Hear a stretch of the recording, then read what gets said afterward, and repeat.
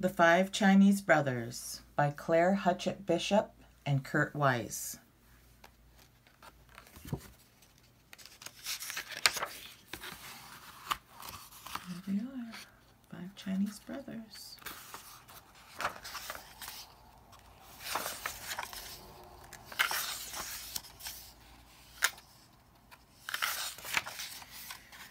To my father who made me love China, and my mother, a born storyteller.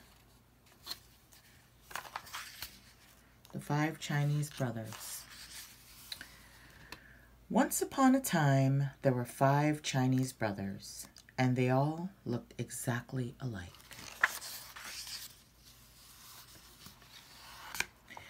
They lived with their mother in a little house not far from the sea.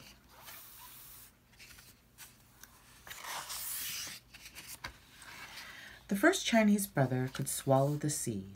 The second Chinese brother had an iron neck. The third Chinese brother could stretch and stretch and stretch his legs. The fourth Chinese brother could not be burned, and the fifth Chinese brother could hold his breath indefinitely.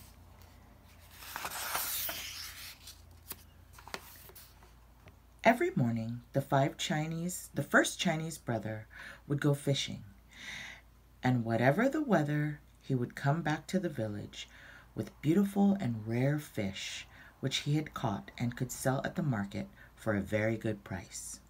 One day, as he was leaving the marketplace, a little boy stopped him and asked him if he could go fishing with him. "No, it could not be done," said the first Chinese brother. But the little boy begged, and finally the first Chinese brother consented.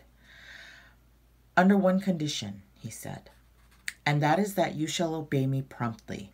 "Yes, yes," the little boy promised. Early the next morning, the first Chinese brother and the little boy went down to the beach. "Remember," said the first Chinese brother, "you must obey me promptly. When I make a sign for you to come back, you must come at once." "Yes, yes," the little boy promised.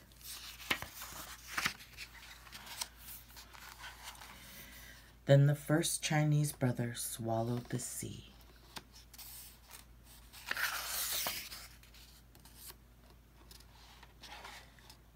You see him with the sea?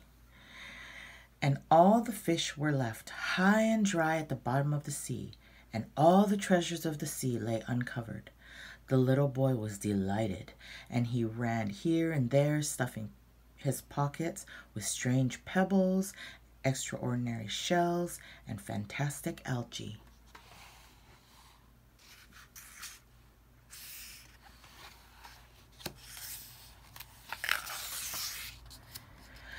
Near the shore, the first Chinese brother gathered some fish while he kept holding the sea in his mouth. Presently he grew tired. It is very hard to hold the sea, so he made a sign with his hand for the little boy to come back. The little boy saw him, but paid no attention.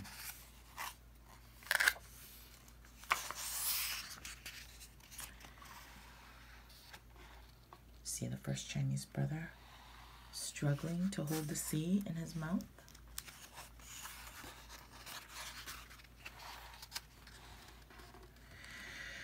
The first Chinese brother made great movements with his arms that meant, "Come back!" But did the little boy care? Not a bit, and he ran further away. Then the first Chinese brother felt the sea swelling inside him, and he made desperate gestures to call the little boy back. But the little boy made faces at him and fled as fast as he could. The first Chinese brother held on to the sea until he thought he was going to burst, and all of a sudden the sea forced its way out of his mouth and went back into the bed, and the little boy disappeared.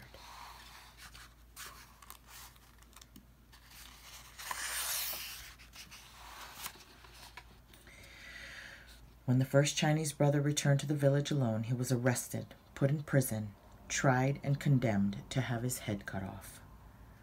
On the morning of the execution, he said to the judge, "Your Honor, will you allow me to go and bid my mother goodbye? It is only It is only fair, said the judge. So the first Chinese brother went home, and the second Chinese brother came back in his place.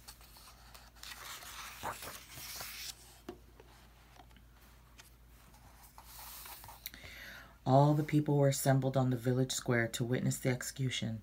The executioner took his sword and struck with a mighty blow.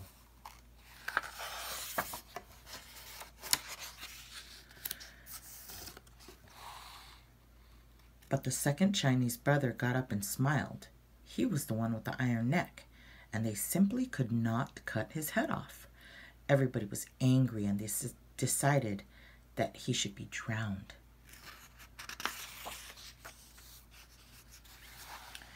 On the morning of the execution, the second Chinese brother said to the judge, "Your Honor, will you allow me to go and bid my mother goodbye?" "It is only fair," said the judge. So the second Chinese brother went home, and the third Chinese brother came back in his place. He was pushed on a boat which was made for the open sea.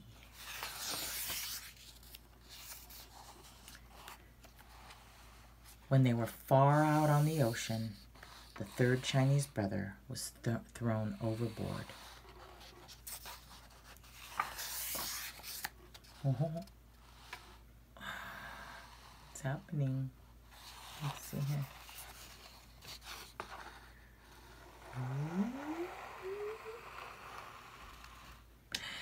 But he began to stretch and stretch his legs way down to the bottom of the sea.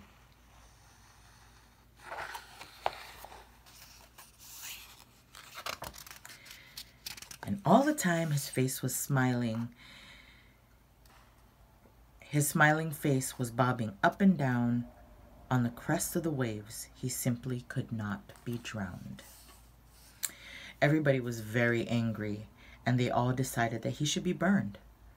On the morning of the execution, the third Chinese brother said to the judge, "Your Honor, will you allow me to go and bid my mother goodbye?" "It is only fair," said the judge. So the third Chinese brother went home, and the fourth Chinese brother came back in his place.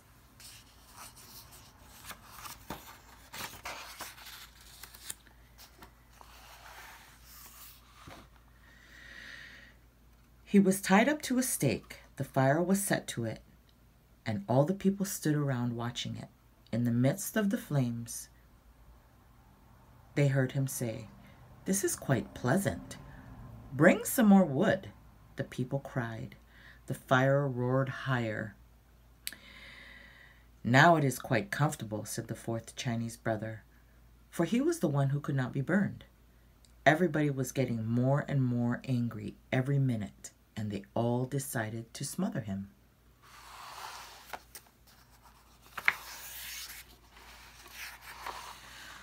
On the morning of the execution, the fourth Chinese brother said to the judge, "Your Honor, will you allow me to go home and bid my mother goodbye?" "It is only fair," said the judge. So the fourth Chinese brother went home, and the fifth Chinese brother came back in his place. A large brick oven had been built on the village square, and it had been stuffed with whipped cream.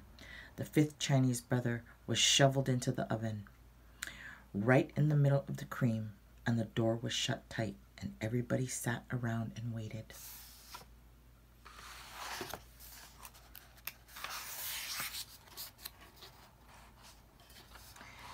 They were not going to be tricked again, so they stayed there all night, and even a little after dawn, just to make sure.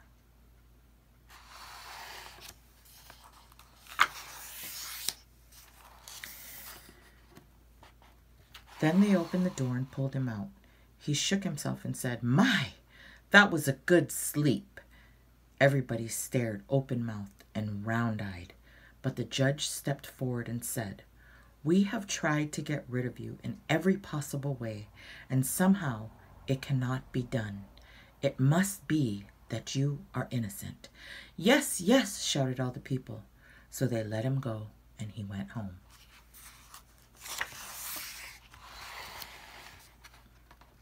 And the 5 Chinese brothers and their mother all lived together happily for many years.